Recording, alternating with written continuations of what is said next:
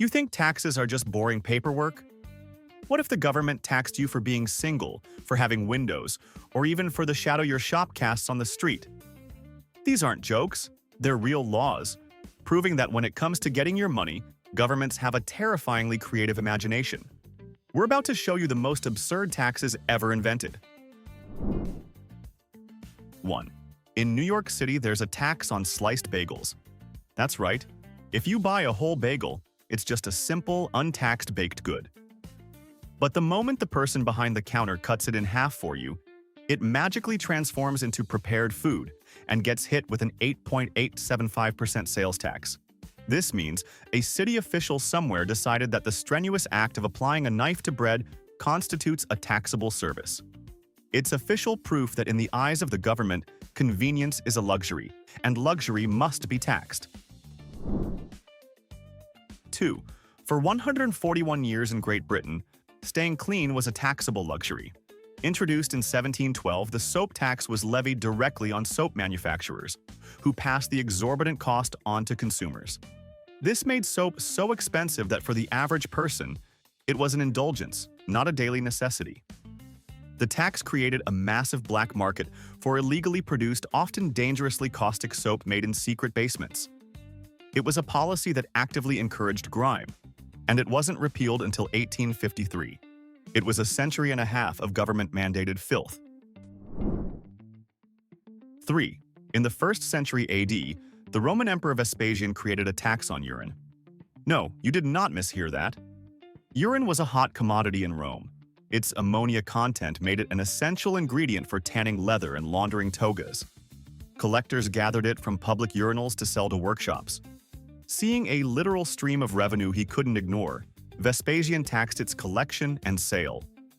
It's a masterclass in fiscal pragmatism, but it does make you wonder, is there anything a government won't tax if it can get away with it? 4. What if your waistline became your employer's financial liability? In Japan, it is. Since 2008, the Metabo law has required companies and local governments to measure the waistlines of all employees between the ages of 40 and 74 annually. The government-mandated limits are strict: 33.5 inches for men and 35.4 inches for women. If a company fails to meet specific targets for reducing the number of overweight employees, it faces financial penalties in the form of higher payments into the national healthcare system. It's the ultimate corporate wellness program, where your lunch break becomes a matter of fiscal policy and your boss starts eyeing your dessert with genuine financial concern. 5. What if you could pay a tax to get out of your civic duty? In several European countries like Austria and Switzerland, this is a reality. Known colloquially as a cowardice tax, it's officially an exemption tax levied on men who are deemed fit for mandatory military service but choose not to serve for non-medical reasons. Instead of picking up a rifle, you pick up a bill for a percentage of your income for a set number of years. It's a fascinatingly pragmatic system that puts a literal price on pacifism, turning a moral stance into a financial transaction with the state. 6. If you live in Maryland, you pay a flush tax. It's officially called the Chesapeake Bay Restoration Fee, and it adds about $5 a month to your water bill to help upgrade sewage treatment plants. While it's for a noble cause, the state has still figured out how to tax you for one of life's most basic, biological necessities. It proves that in the modern world, even your most private moments have a public price tag. 7. Believe it or not, in the United States, a tattoo can be a tax-deductible medical expense. But before you get any ideas, there's a massive catch. The IRS only allows you to write it off if it serves a specific medical purpose, like alerting medics to a condition or for cosmetic reconstruction after an injury. Your tattoo of a cartoon character you got in college? That stays firmly in the personal expense column. It's the IRS's way of drawing a clear line between medical necessity and a questionable life choice. 8. In Pennsylvania, you can be taxed for buying air. Specifically, the air that comes out of a coin-operated vending machine to fill your tires. The state has ruled that since the air is compressed and sold through a machine, it qualifies as tangible personal property and is subject to sales tax. It is one of the few instances on Earth where a government has successfully figured out how to monetize a vacuum.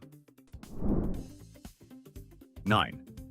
For centuries, across multiple civilizations, bachelors were hit with a special tax for the crime of being single. Ancient Rome did it to encourage procreation. The Ottoman Empire did it. And from 1820, the state of Missouri levied an annual $1 tax on all unmarried men. The official logic was that single men were a drain on the community's resources and morals. It was, quite literally, a government-mandated financial penalty for failing to find a partner and settle down. 10. In 2011, the government of Romania officially decided to start taxing witchcraft. That's not a joke. In an effort to collect more revenue, the country legally recognized witchcraft, fortune-telling, and astrology as legitimate, taxable professions. Witches and seers were now required to register their businesses, issue receipts, and pay a 16% income tax. The reaction from the witchcraft community was predictably furious. A coven of witches gathered on the banks of the Danube River and threatened to curse the president and the government with spells using mandrake root and a potent brew of animal feces. It remains the only known instance of a fiscal policy debate being fought with black magic. 11. The U.S. Internal Revenue Service demands that you pay taxes on all your income, and they mean all of it. This includes any money you make from illegal activities. That's right, according to IRS Publication 17, income from illegal activities, such as money from dealing illegal drugs, must be included in your income. This creates a beautiful catch-22. You can either admit to federal felonies on your tax return, or you can commit tax evasion on top of your other crimes. It's the government's way of telling you that, while they may not approve of your chosen career path, they absolutely insist on getting their cut. 12. For over 200 years in the United Kingdom, the Ace of Spades was the most important card in the deck for a very simple reason. It was proof you'd paid your taxes. Starting in 1712, a playing card tax was introduced. To prove the tax had been paid on a deck, the Ace of Spades was stamped with an official, intricate government insignia.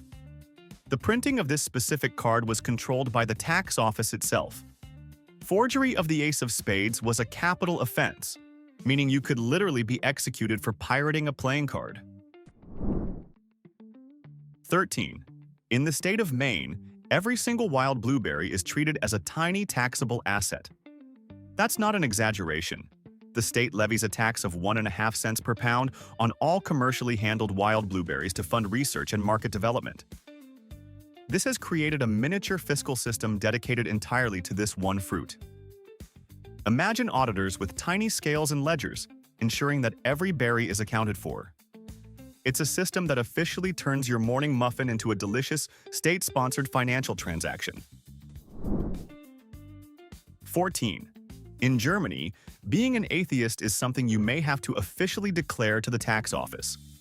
The country has a church tax, where registered members of major Christian denominations and Jewish communities have a tax of 8 to 9% of their income automatically deducted and sent to their religious organization. The only way to stop paying is to make a formal declaration that you are leaving the church. This creates a bizarrely bureaucratic process where you must go to a state office and pay a fee to officially have your lack of faith recorded by the government. 15. According to the U.S. tax code, a hot air balloon ride is taxed differently depending on whether or not it's tied to the ground. If the balloon takes off and travels from one point to another, it's considered a form of transportation, and the ticket is subject to transportation excise taxes. However, if the balloon is tethered to the ground and just goes up and down, it's considered an amusement ride, like at a carnival, and is exempt. A single piece of rope is all that separates a noble voyage from a taxable joyride. 16. In 2003, New Zealand proposed what quickly became the most ridiculed tax in modern history, a tax on livestock flatulence. It wasn't as crazy as it sounds.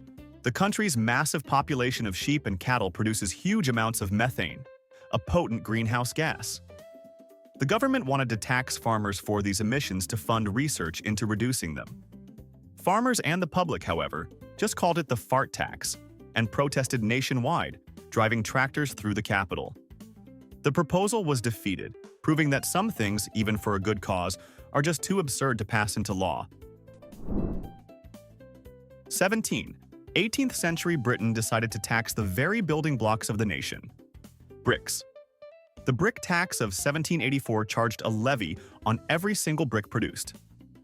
In a fantastic display of malicious compliance, builders immediately started using much larger bricks to reduce the per-brick tax bill. The government responded by putting a maximum size limit on bricks. The entire affair led to a shift in architectural styles, with some builders reverting to timber and weatherboarding just to avoid the headache. It was a tax that literally shaped the country. 18. If you're a professional athlete in the United States, you're subject to the Jock tax. This means you have to pay income tax in every single city and state you play in. For an NBA player on a road trip, that might mean filing separate tax returns for playing one game in California, another in Illinois, and a third in New York. Their accountants have to calculate exactly how much of their salary was earned during their 48 minutes on the court in that specific jurisdiction. It's a logistical nightmare that turns every away game into a taxable event. 19. In some Italian cities, most famously Venice, the government has achieved the impossible. It has figured out how to tax a shadow. It's called the tassa sull'ombra, and it's levied on shops and cafes whose awnings or signs cast a shadow onto public land. The government's logic is both brilliant and insane.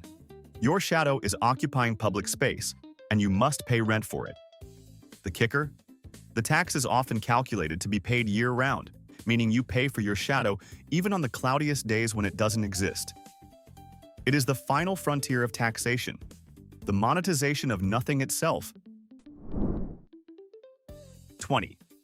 What do you do when people are having too much fun? If you're the government in several US states, you tax it. So-called dance taxes are levied on businesses where customers are allowed to dance. In some places, a bar that serves alcohol and has a dance floor needs a special and expensive dance hall permit to operate legally. The logic is often tied to security and crowd control, but the effect is the same. It literally puts a price on the freedom to move to music. It's the closest thing we have to a real-life tax from the town in Footloose. 21. Imagine being a medieval knight and getting a bill in the mail for not wanting to go to war. This was a real policy in England known as scutage, or shield money. If a knight or a feudal lord was summoned to fight for the king but preferred to stay home, they could pay this special tax instead. It was essentially a fee for cowardice, or perhaps just pragmatism. The king got the funds to hire mercenaries who actually wanted to be there, and the nobles got to avoid the mud and sharp objects. It was the ultimate monetization of honor, turning battlefield duty into a financial negotiation. 22. What, legally speaking, is candy? In the state of Illinois, this is a multi-million-dollar question. The state has a candy tax, where sweets are taxed at a higher rate than other groceries, but their definition is where it gets insane. According to the law, if a product contains flour or requires refrigeration, it's not candy, it's food. This means a Milky Way bar is candy, but a Twix, which has a cookie in it, is food. A Hershey's bar is candy, but a Kit Kat is food. It has created a fiscal wonderland where tax lawyers are paid to debate the fundamental nature of a Snickers bar. 23. What if the taxman could spy on you from space? In the early 2010s, that's exactly what happened in Greece. Facing a massive debt crisis and rampant tax evasion, the government got creative. They started using satellite imagery from Google Earth to scan the country for undeclared swimming pools. A backyard pool is a clear sign of wealth, and thousands of Greeks had built them without permits to avoid property taxes. In response, some homeowners tried to camouflage their pools with huge green tarps to make them look like gardens from above. It was a high-tech game of hide-and-seek, with the tax authorities conducting a nationwide audit from orbit. 24. In 1795, the British government, in its infinite wisdom, decided that the pinnacle of high fashion, the powdered wig, was a perfect target for taxation. The wig powder tax was an annual duty levied on anyone who used the fine, scented powders made of flour or starch to treat their elaborate hairpieces. The public reaction was immediate and decisive. They simply stopped wearing wigs. The tax single-handedly killed a century-old fashion trend, leading men to adopt shorter, more natural hairstyles. It was a fiscal policy so effective, it changed the entire silhouette of the British gentleman. 25. The state of Arkansas has put a price on self-expression. It levies a 6% amusement tax on a very specific list of services, which includes body piercing, tattooing, and electrolysis. Essentially, the state has classified the act of getting a permanent piece of art injected into your skin as a form of entertainment, right alongside a ticket to a monster truck rally. It's a system where the pain of the needle is temporary, but the sales tax receipt is forever. 26. In California, a vending machine selling a can of Coke is taxed differently than one selling a bottle of orange juice, which is taxed differently than one selling a bag of sunflower seeds. The state's tax code on vending machine sales is a labyrinth of exemptions. Generally, cold food products and fruit juice are exempt, while carbonated beverages, hot foods, and candy are taxed. This means a single machine can be a minefield of different tax rates, where buying a bag of chips is a simple purchase, but buying the soda to go with it is a contribution to the state treasury. 27. Imagine a tax so hated it helped bring down a kingdom. For centuries in France, that tax was the gabelle, a levy on salt. This wasn't just a sales tax. It was a government monopoly where people were forced by law to buy a minimum amount of salt every year at an absurdly inflated price, exclusively from the state. Salt was essential for preserving food, so you couldn't live without it. This led to widespread salt smuggling, and the punishments for being caught were horrific, including branding and execution. The gabelle became a symbol of royal tyranny and was one of the primary grievances that fueled the French Revolution. It was a tax on the very essence of survival. 28. The 18th century British taxman was relentless. After taxing windows and bricks, he came for people's hats. The hat tax of 1784 was a tiered system. The more expensive your hat, the higher the tax you paid, proven by a stamp placed inside the lining. This led to predictable and hilarious tax evasion schemes. Hat makers forged the official stamps, and some families simply bought one enormous, expensive hat for the head of the household to wear on formal occasions, while everyone else went bareheaded. It was a law that treated your headwear as a declaration of your income. 29. The state of West Virginia has decided that not all fireworks are created equal, at least not in the eyes of the tax collector.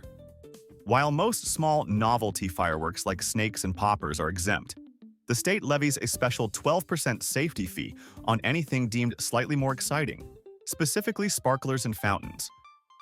They've managed to pinpoint the exact level of celebratory fun that they believe deserves an extra tax, effectively charging you more for a slightly better burst of light in your backyard.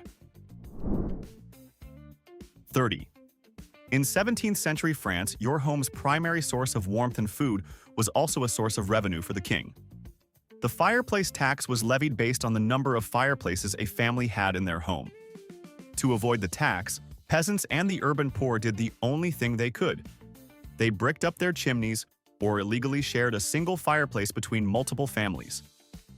This led to entire buildings filled with smoke and people suffering from the bitter cold. It was one of history's cruelest taxes, a tax on the very act of survival. 31. In 2011, Denmark launched one of the most ambitious public health experiments in history, a fat tax. This wasn't a tax on people, but on food.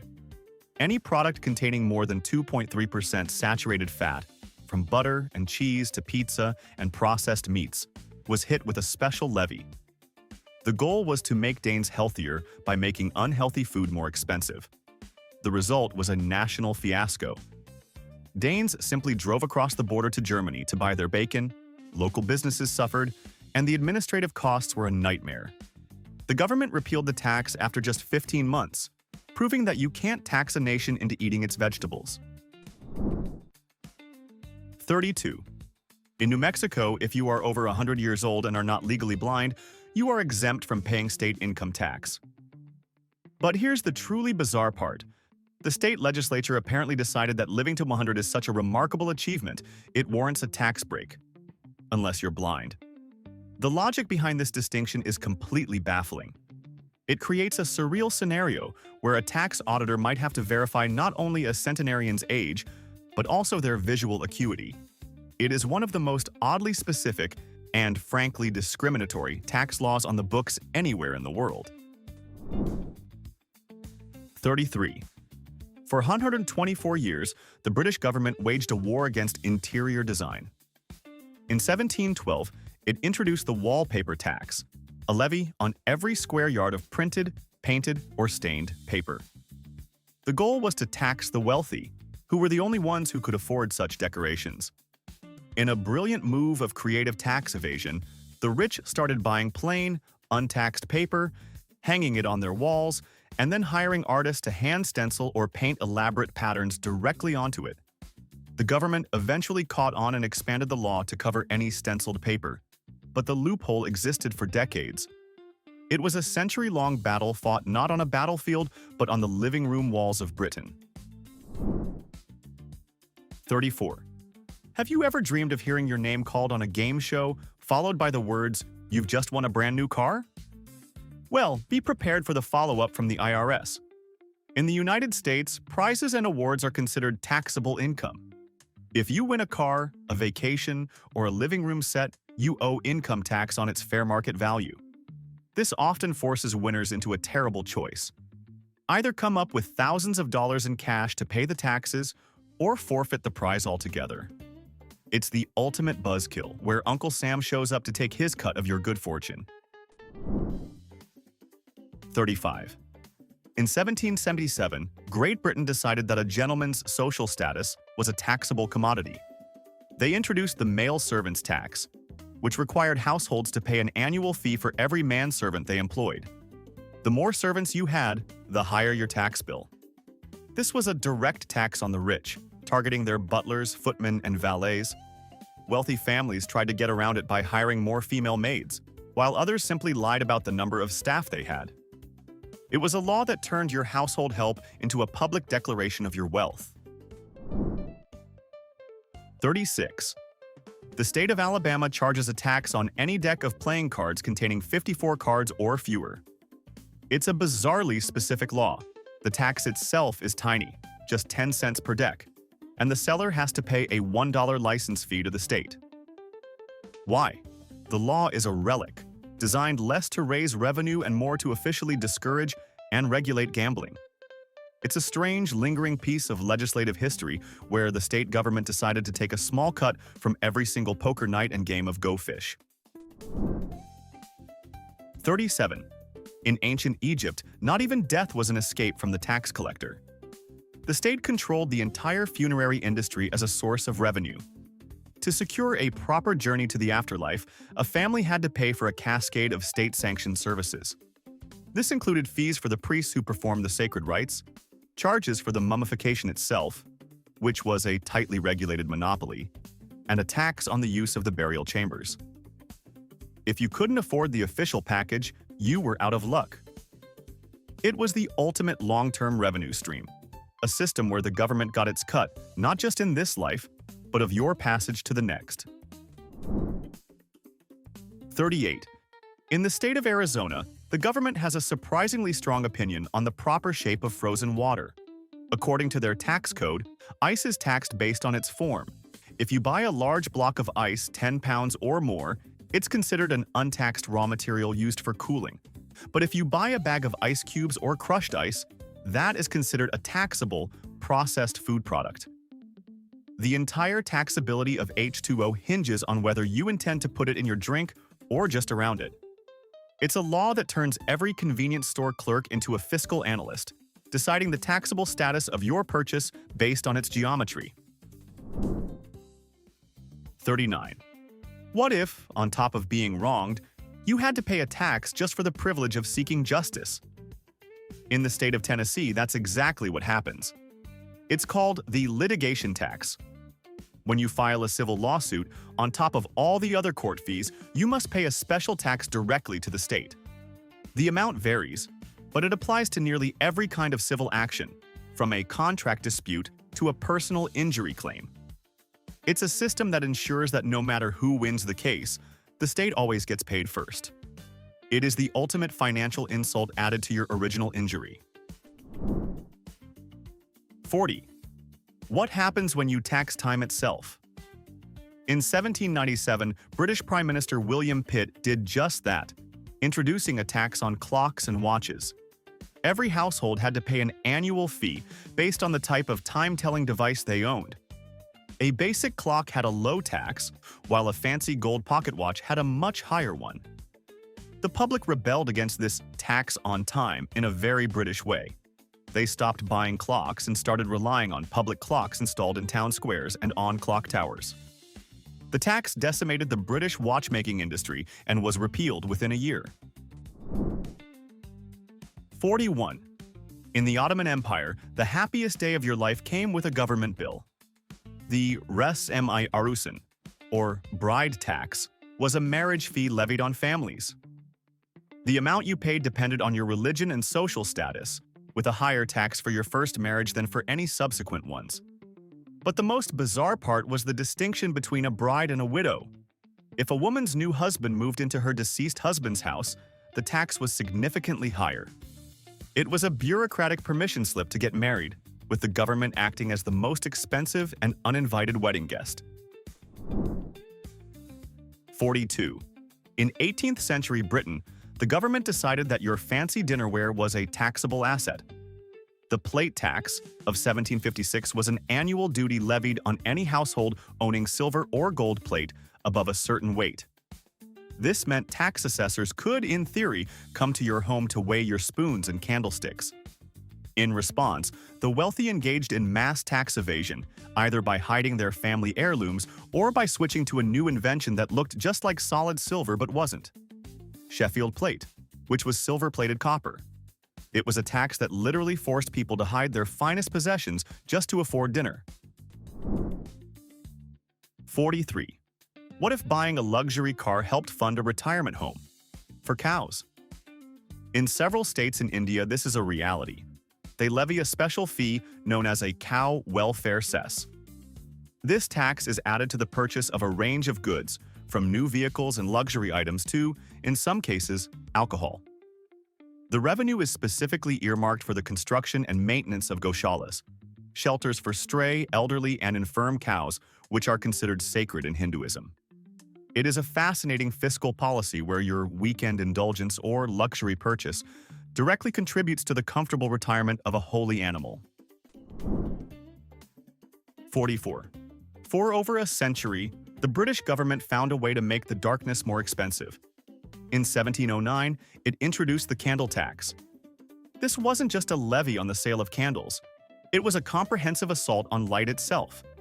The law made it illegal for ordinary people to make their own candles at home without buying a special, ruinously expensive license. To enforce this, tax officers were given the power to enter any house, at any time, to search for evidence of illegal candle-making equipment, untaxed tallow, or contraband wax. It was a tax that literally cast a shadow over the nation.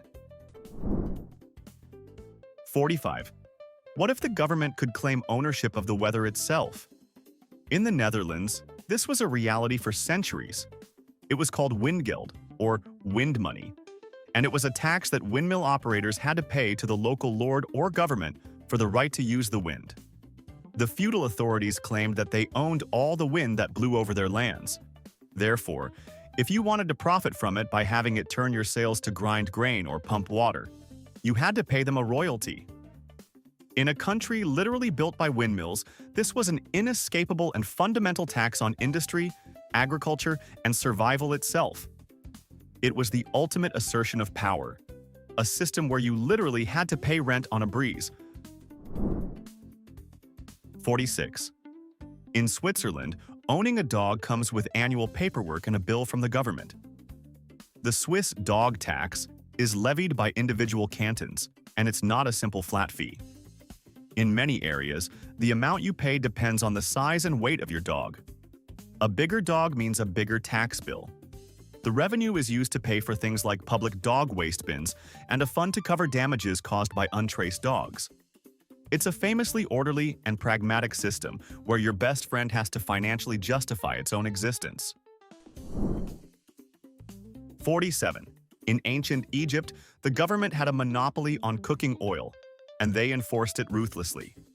There was a tax on all domestically produced oil, and citizens were forbidden from producing their own. But the truly incredible part was the enforcement. Tax collectors would go door to door, not just to collect the tax, but to enter kitchens and smell the pots and pans. They were checking to make sure families weren't reusing their taxed oil or, even worse, using illicit black market oil to cook their meals.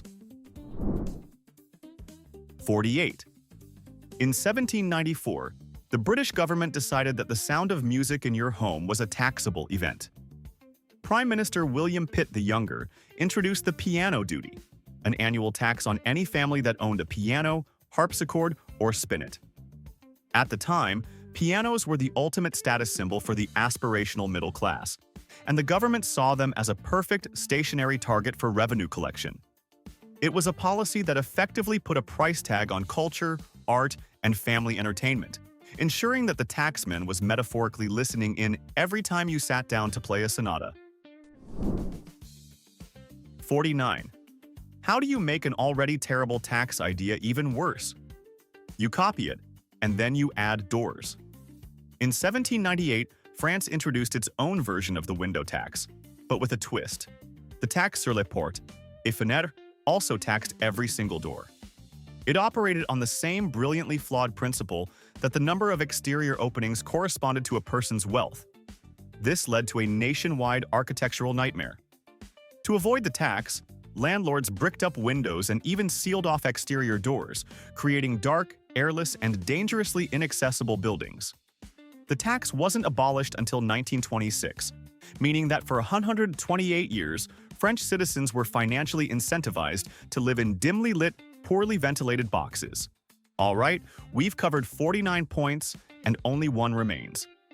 But before we get to our grand finale, it's time for the final verdict. In our opinion, the award for the most mind-bendingly absurd tax on this entire list goes to the Italian shadow tax, simply because it represents the absolute pinnacle of fiscal ambition, the ability to successfully monetize something that isn't even there. Do you agree with our verdict? Or did another law deserve this questionable honor? Let us know what you think in the comments. And now, our final number.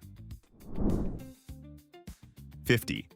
In the Ottoman Empire, high-ranking officials would travel the provinces and stay in the homes of the wealthiest citizens.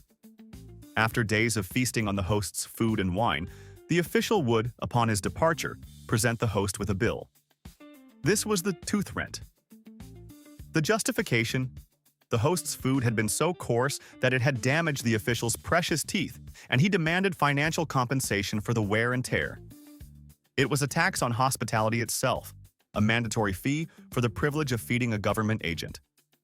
It remains the ultimate example of fiscal contempt, a system where the state didn't just take your money, it insulted your cooking on the way out the door. So, the history of taxes is really the history of audacity. The audacity to tax your windows, your dog, and even your own hospitality. It proves that any government, given enough power, will eventually try to tax the air you breathe. And that leads to a deeply uncomfortable question for all of us right now. So, a simple question for you. What is the most absurd, ridiculous fee you are forced to pay in your daily life? Let us know in the comments. And now, for the only thing that's truly free around here, hit the like button and subscribe for more.